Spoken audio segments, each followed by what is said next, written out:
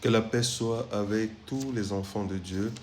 On se retrouve, chers frères et sœurs, pour la deuxième partie de cette, je vais dire, parole capitale pour nous. C'est une parole qui vraiment, voilà, qui nous donne vraiment beaucoup de joie dans nos cœurs, qui a pour thème le Saint-Esprit est le Dieu véritable. Et tout à l'heure, juste à la fin de la première partie, j'étais dans Galates chapitre 5. Oui, mon frère, ma soeur, quand tu as la présence du Saint-Esprit dans ta vie, y a un signe. Le signe de la présence du Saint-Esprit, c'est quoi? Nous allons, lire dans Galates chapitre 5.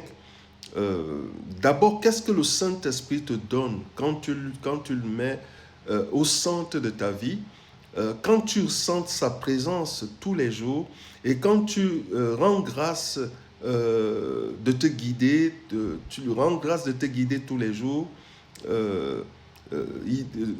La conséquence, c'est dans Galates 5, le verset 22 nous dit, « Mais le fruit de l'esprit, c'est l'amour, la joie, la paix, la patience, la bonté, la bienveillance et la fidélité, la douceur et la maîtrise de soi. » Si tu peux lire toutes ces 5 choses, ce sont ces 5 choses-là qui sont et qui seront ton partage, mon frère, ma soeur. Lorsque tu auras mis le Saint-Esprit au centre de ta vie, avant que le Saint-Esprit ne commence à agir à l'extérieur, il commence d'abord à agir à l'intérieur. C'est ce que beaucoup de gens ne savent pas. Pourquoi? Parce qu'il est inadmissible, chers frères et sœurs, que tu sois enfant de Dieu et que tu suives le Seigneur, et c'est toi qui es, une semaine après, tu es bien, 2 semaines, tu es malade, ton corps est tout le temps perturbé. Donc la première chose que le Saint-Esprit va te donner, les premières choses qu'il te donne, ce sont telles que nous venons de lire. Et il va te les donner pour te montrer que tu n'es plus comme avant. Il va te les donner pour te montrer que ta vie a changé. Il va te les donner pour te dire, mon enfant, j'ai pris le contrôle de ton corps, j'ai pris le contrôle de ton être, ne t'inquiète plus. À partir du moment où le Saint-Esprit te nourrit et te donne tous ces fruits que nous venons de lire, alors il va maintenant commencer à s'attaquer à tes ennemis de l'extérieur, de tous ceux qui ne veulent pas te voir évoluer, de tous ceux qui te mettent les bâtons dans les roues, ceux qui s'opposent à ton évolution. Alors le Saint-Esprit va maintenant commencer à juger ces gens-là. Mais le Saint-Esprit ne va jamais commencer à agir à l'extérieur. Il va commencer, si vous lisez les évangiles, le Seigneur Jésus commençait toujours par guérir les malades. Il ne disait pas, je vais m'attaquer à tes ennemis, à tout ça. Il guérissait d'abord les gens. Aujourd'hui, on a comme l'impression que les gens vont dans les lieux de prière pour qu'on leur parle de leur passé, de leurs ennemis, de ceux qui s'attaquent à leur vie, de ceux qui ne veulent pas. Mais ces gens-là n'ont pas la solution dans leur corps. Ces gens-là sont toujours malades. Ces gens-là n'ont plus la joie, n'ont plus la paix, n'ont plus... Ces choses-là ont disparu. Alors que le Saint-Esprit est fidèle, il n'a pas changé et il veut toujours continuer à donner ces choses aux enfants de Dieu. Donc, mon frère, ma soeur, c'est important parce que nous qui suivons le Seigneur Jésus, c'est important, mon frère, ma soeur, parce que nous avons toujours cette parole qui dit que le monde sera jugé, le monde sera ceci, condamné.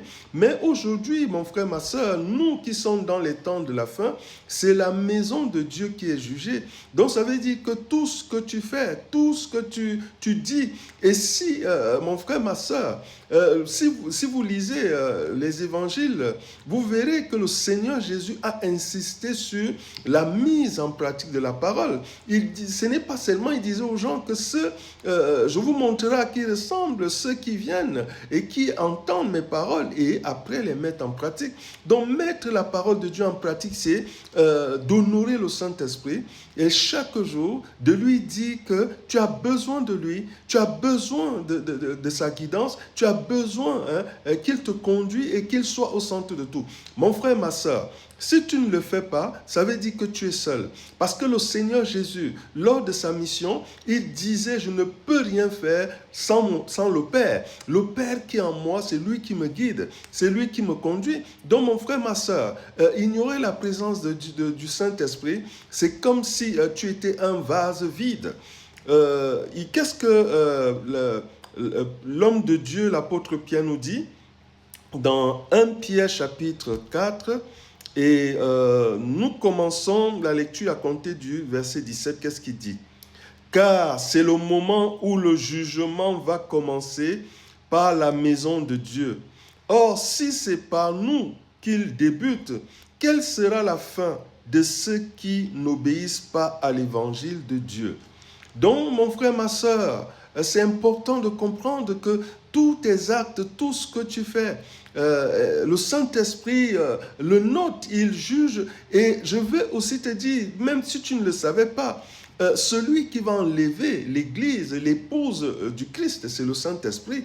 C'est lui parce qu'il saura lui-même tous ceux qui ont fait semblant, ceux qui étaient sérieux, ceux qui lui ont mis au centre de leur vie. Donc, on ne peut pas tricher avec le Saint-Esprit, mon frère, ma soeur. Le Seigneur Jésus te donne cette parole pour que tu commences à honorer le Saint-Esprit dans ta vie, mon frère, ma soeur. Nous continuons notre lecture dans Matthieu.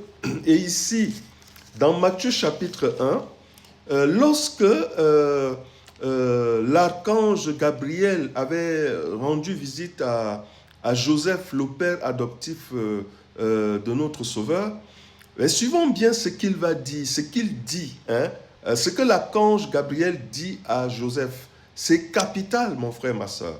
Nous sommes dans Matthieu chapitre 1 et le verset 17.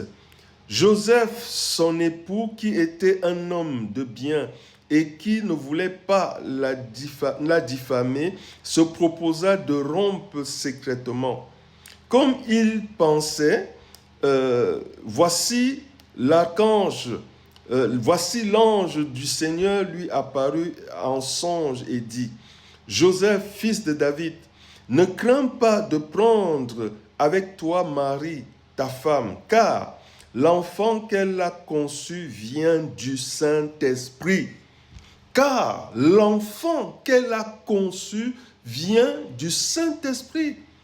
Mon frère, ma soeur, si tu ne le savais pas, le Saint-Esprit est le Père du Seigneur Jésus. Est-ce que tu savais cela? Il y a cette révélation que beaucoup de gens, aujourd'hui, parce qu'on a entendu au nom du Père, du Fils et du Saint-Esprit, et on s'est dit que non, que voilà, après le Père, il y a le Fils et le Saint-Esprit. Mais le Père est alpha et oméga. Donc on ne peut pas parler du Père en disant alpha sans faire allusion à l'oméga. Il est alpha et oméga. Voilà pourquoi il est Père et il est aussi Saint-Esprit. Ici, les choses sont claires. On dit bien à Joseph que car l'enfant que Marie a conçu vient du Saint-Esprit. Donc le Saint-Esprit est le Père du Seigneur Jésus-Christ. Donc mon frère, ma soeur, si tu ne mets pas le Saint-Esprit au centre de ta vie, c'est comme si tu passais à côté du bonheur, le bonheur céleste. Parce que chaque enfant de Dieu mérite de vivre le bonheur céleste. Et le bonheur céleste, il n'est pas d'abord, je vais dire visible. Il se passe à l'intérieur. Il te fait vivre les merveilles, les fruits de l'esprit. Et pour clôturer cette deuxième partie, allons dans Ésaïe chapitre 59. Et ici, dans Ésaïe 59, nous lisons à compter du verset 19, un seul verset, qui dit « On craindra le nom de l'Éternel depuis l'Occident et sa gloire depuis le soleil levant. Quand l'adversaire viendra comme un fleuve, l'Esprit de l'Éternel le mettra en fuite. » Est-ce que tu comprends, mon frère, ma soeur? La seule personne qui a le pouvoir de mettre tes ennemis en fuite, c'est le Saint-Esprit. Hein. On dit bien que quand l'adversaire viendra comme un fleuve, hein, mais l'Esprit de l'Éternel les mettra en fuite. Ça veut dire, mon frère, ma soeur, n'aie pas expérimenté la présence du Saint-Esprit dans ta vie. C'est comme vraiment, comme si tu étais un mort vivant. Non, il faut vraiment vivre cela, mon frère, ma soeur. Que Dieu vous bénisse.